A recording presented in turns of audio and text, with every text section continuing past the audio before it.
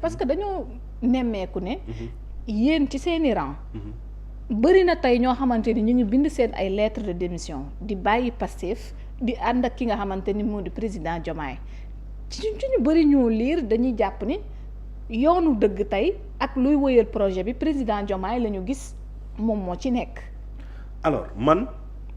damay jàpp ne ñooñu bu ñu doon dugg Pastef man tàgguwuñu kenn du ma bokk si ñoo xam ne dañ leen di traité de yenn tur yi man dama jàpp ne ku nekk am nga sa xel nous sommes en démocratie. ku mu neex boo demee ba jàpp ne man kat ànd ak président Bassirou Diomaye Faye moom la sama xel jox tu as le droit ñun on est à Pastef. yow doo ko jàppee trahison. comme ni ñu koy waxee non man du ma dugg ba foofu. man dama jàpp ne ku nekk dafa am xelam ak xalaatam en tout cas ñun ñu ngi Pastef valeur yi ñu dugaloon Pastef mooy changer Sénégal mooy yu bëri yooyu yëpp mi ngi egg si ñun ba tey suñu parti c'est un parti boo xam ne démocratie moo fa am def nañ de manière très libre congrès bi ne président Ousmane Sonko mooy suñu président de parti moom lañ bëgg investir en 2029 loolu c'est la démocratie c'est-à-dire dem nañ ba wàcc ci section communale yi dañoo def ay assemblée générale dans toutes les sections communales jox baat nit ñi ne leen tànn leen kan mooy seen candidat bañ nañ ko ba dañoo ibbi woon appel à candidature yi xam nga loolu mooy démocratie ku mënoon mën nga bokk ku bëggoon mën nga tu peux challenger Ousmane Sonko kenn moo ko challenger te kooku il paraît que ay dossiers am sax matul donc ça veut dire que en bon démocrate Pastef à l'unanimité a investi le président Ousmane Sonko. mais tey démission yi ndax nekkul tamit di wàññi tey fa ñu tegoon li nga xamante ni moom moo di Pastef ñoo xamante ni en tout cas ba ñu tàmbalee woon di ànd ak Ousmane Sonko ci wàllum politique yàgg na tey ba ñëw ñuy gis le contraire dem ba ci ñu am ñu jàpp ni démb bi ñuy déglu ku ci mel ni capitaine Touré maanaam bokkul Pastef moom dafa jàpp ni tey ñii fi ne ñoom ñoo trahir ki nga xamante ni moo di Bassirou Diomaye Faye. alors loolu xelam la man je ne vais pas utiliser ce mot là. encore une fois du ma utiliser mot boobu tout ce que je dis c'est que ku nekk yàlla may na la xel man de bu ma doon dugg Pastef tàgguwuma kenn ñooñu bu ñu doon dugg Pastef tàgguwuñu ma aussi bu ñu demee ba jàpp ne ñoom dañuy génn Pastef ça n'engage que tout ce que je sais mooy ñun nous sommes dans un parti boo xam ne démocratie moo fa nekk man kenn forcé wu ma des Pastef ñooñu fa dem nag ben ça n'engage que en tout cas. démocratie moo am ku nekk yaa jàpp lu la sa xel jox pour man on doit pouvoir jongante. démocratiquement mais nag mi ngi renforcer Bassirou Diomaye Faye. non renforcer c'est relatif man je peux te dire xam nga man je te dire une chose comme vente de carte yi. gëm nañ ni moo yor projet bi. comme vente de carte bi man de wax dëgg yàlla am na ñu bëri ñi ma woo ñoo xam ne xalaatuma woon dañuy def politique. ñoo xam ne jàpp naa ne ñoo ma ëpp xam-xam ñoo ma ëpp recul et ils m'ont appelé en me disant que da baax man kat nan laay def ba jënd carte ñu bëri nag man ça me réconforte parce que man des fois damay laaj ñoo xam ne defuñu politique comme man xam parce que booy def dara tu n'es pas objectif. mais wax dëgg yàlla ci sama lecture bu ndaw nag gis naa ñu bëri ñoo xam ne ils étaient même pas intéressés par la politique mais dañoo dem jënd ay carte donc man. boo gisee benn bu génn Pastef xamal ne fukk dugg nañ et c'est ça la démocratie encore une fois. mais ñi dugg est-ce que méngoo naag ñi génn. alors Pastef nag bokk nag mooy nax ñu bëri Pastef bokkul ak parti classique yi bi nga xam ne booy génn da ngay yóbbu sa mbooloo Pastef àndu nawle la fii amul ay ko am ay mbooloo man Guédiawaye laay militer mais amul ay nga ne non kii mooy mbooloo da baax déedéet. Pastef benn idéal lañ bokk idéal bi dañ ne lii lañ gëm ñu am benn leader instant yi mu nekk président Ousmane Sonko. loolu moo ñu boole mais du ay dama am sama mbooloo indi ko comme parti yële nga xam ne da ngay am sa mbooloo booy def déedéet loolu amul Pastef de. parce que ku yaakaar loolu amul c'est-à-dire Pastef on a un pourquoi loolu laa doon tooñ ma ne tu sais ñun on a un pourquoi dafa am lu tax ñu bokk parti bi loolu du ay ñii man la ñuy déggal déedéet. tant que man je te donne un exemple dama bëgg nekk maire Guédiawaye damay dem. tout le temps en tout cas ci week-end yi souvent di rencontrer nit ñi. mais bu ma fa demee dama ne leen man kat Pastef laa bokk bëgg naa Pastef tab ma nekk maire Guédiawaye ñoom loolu doy na leen est-ce que yaa ngi incarné lu Pastef wax est-ce que valeur Pastef yi yaa ngi koy incarné loolu mooy nekk sama argument. mais du ma fa ñëw naan non topp leen man déedéet comprendre nga donc pour te dire que c'est le pourquoi la ñu bokk maanaam lu tax ñuy def politique ak naka la ñuy jàppee politique. donc képp ku génn bien entendu peut-être di nga am sa benn rakk ak sa mbokk wala peut-être sax ñoo xam ne tamit ils partagent les mêmes points de vue que toi. yu génn mais bu ñu jàpp ne mooy génn comme parti yu njëkk ya nga xam ne yow da ngay nekk fenn. mais loolu bu ko am sa mbooloo bu ko xeet nag Abdou Aziz ndax kuy ñëw tam peut-être am na loo liggéey ci diggante bi du ma ne yaa ngi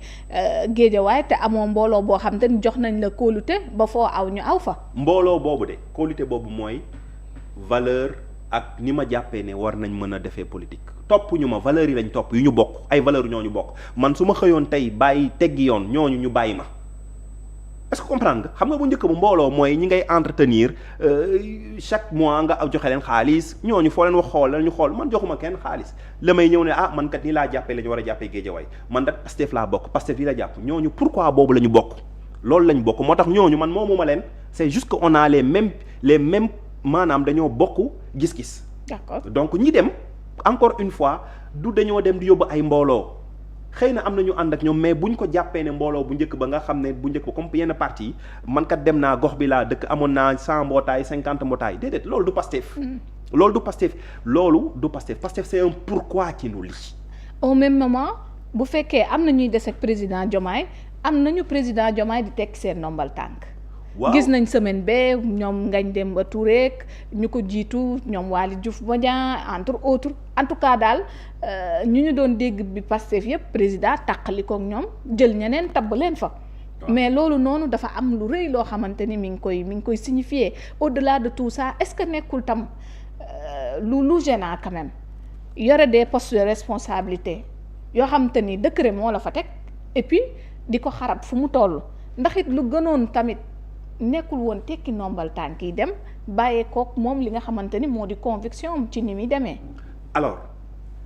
bu ma doon ñëw sax dama ne su may commencer dama lay tooñ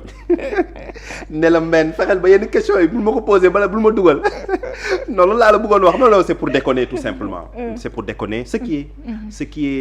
est à la limite peut-être drôle ou même anecdotique mooy. bokk Pastef bokk na lu tax ñu faloon ñu. d'accord waaw léegi bokk Pastef apparemment dafay mel ni dafa bokk lu tax ñu folli ñu xam nga ça fait quand même. day déranger non je veux dire ça fait rigoler quoi quand tu y penses. mais am nañu am nekk Pastef des fa. mais li ma bëgg expliquer mooy. oui man de en tout cas personnellement dama yàgg wax ne moi je ne vais jamais critiquer un frère de parti je ne vais jamais donner le plaisir à keneen di critiquer un frère de parti comme ça en public kooku du je veux dire c'est une conviction personnelle. li ma jàpp daal mooy aujourd'hui président Bassirou Diomaye Faye moo yore décret donte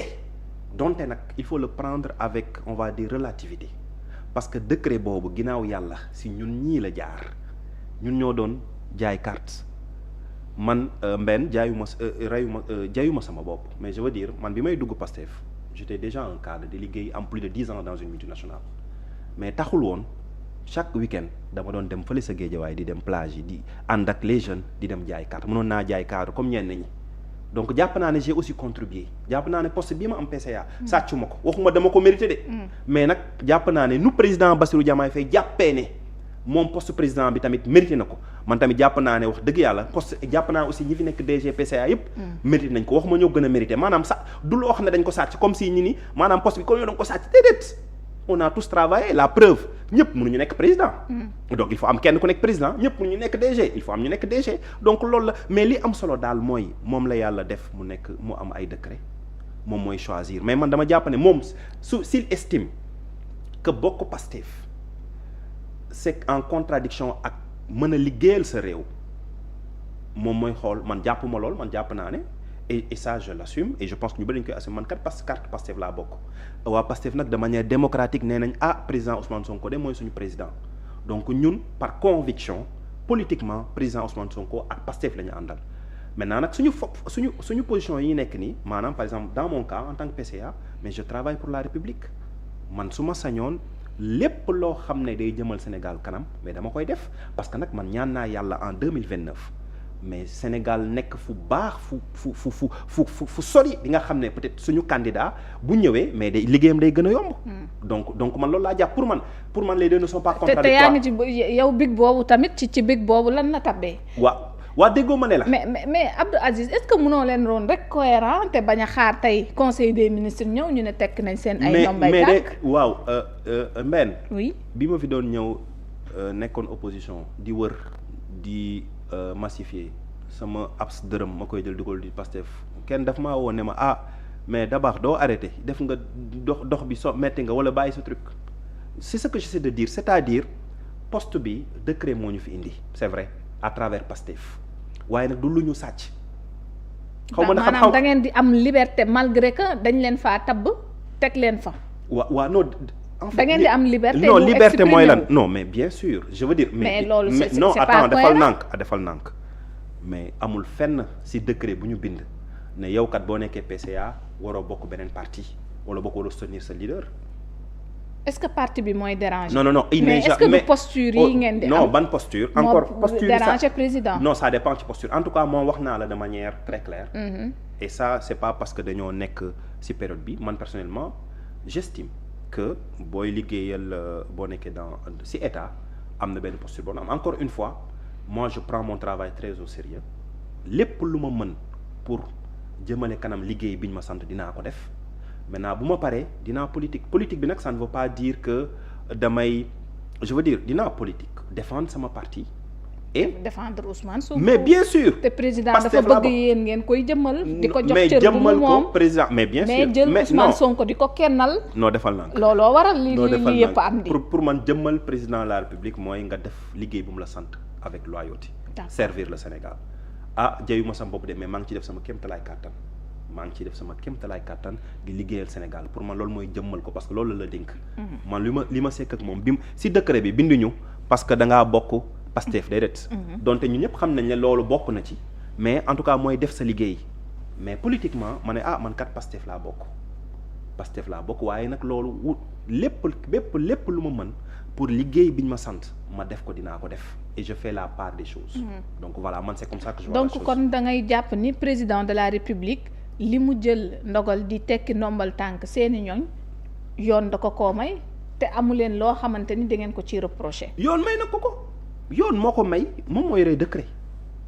yoon moo ko may mais du lépp lu la yoon may nga def ko. mais parce que ginnaaw yàlla est-ce que Ousmane Sonko tam discours yi du ko ci poussé ndax déggoon nañ ko mu ne su ko neexee mu tekki seen ay ndombal tànk suba lim leen entre autres. waaw moo tax ma ne duñ ko man de du ma ko ci critiquer parce que. moom moo am ay décret man jox naa sama point de vue par rapport à la chose. ok président ak loo mënti wax nag moom la fi yàlla teg donte nous tous on a travaillé pour qu'il soit président de la République mais yàlla moom la tànn c'est-à-dire nit mënu koo mere bu la dindee ak décret wax dëgg yàlla moom ay décret nit mënu koo mere parce que nag tàbb na fi ay nit sur beaucoup de Sénégalais moom la ñun ñoo ne yow kat jox nañ la sañ-sañ nga jënd décret donc wax dëgg yàlla ki mu fi dindi. nit duñ ko ci mere moom nag mooy def apprécier xëy na nag tu me diras que du lépp lu la yoon may ngay def mais nag wax dëgg yàlla moom la instant yi moo am prérogative xool nit ne kii kat dama ko fi bàyyi wala kii kat maintenant la question que je pense qui est importante qu'il faut se poser c'est est-ce que nit mën na liggéeyal dëkkam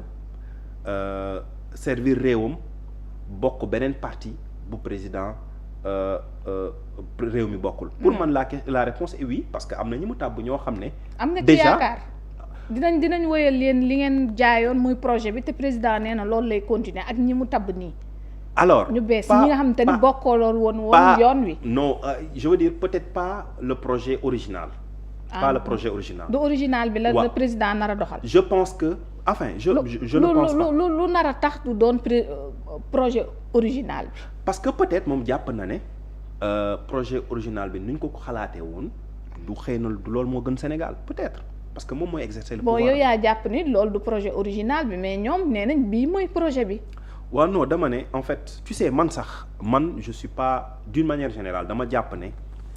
alxuraan rek moo nekk loo xam ne c'est immuable en tant que jullit xam nga alxuraan kenn du changer ay versets man dama jàpp ne en tout cas sama style de management dama jàpp ne on a une vision maintenant parfois il faut faire des pivots man loolu laa jàpp y a rien de carré en fait sauf que dafa am loo xam ne xëy na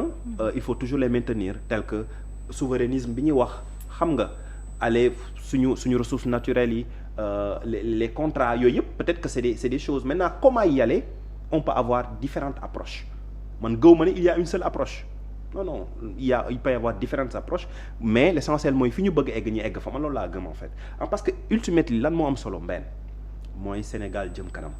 mooy Sénégal moom boppam mooy Sénégal gën a naat mooy Sénégal am jàmm mooy Sénégal am justice parce que c'est loolu moo taxoon ay 80 léegi loolu yaakaar nga ni loolu yëpp dina matale. alors sama yaakaar mooy waa Pastef ñoo doon gën a am pas-pas boobu mooy sama yaakaar man sama yaakaar mooy xaw ma ndax ñii dinañ ko def mais sama yaakaar mooy ñi waa Pastef ñoo doon gën a am pas-pas boobu parce que ñoom loolu lañ gëm dès le début et loolu moo tax ñu doon xeex gis naa ñu bëri ñoo xam ne est-ce que gëm nañ ñun waa Pastef lu ñu doon wax am na ñoo xam ne gëmuñu bëri na gëmuñu ñun suñu lu ñu doon wax. y a beaucoup yoo xam ne xëy na tey ñi nga ànd ak président de la République mais gëmuñu d'ailleurs il le disait au début donc koo xam ne gëmoo idéologie de départ c'est difficile pour nga doxal loolu wax dëgg yàlla. loolu moom il faut quand même être honnête pour le dire. d'accord alors tey gis nañu président Diomaye tamit bientôt dina taxawal parti politique am boo xamante ni dina wuuteeg coalition bi nga xamante ni tax na li xew yépp loolu nag.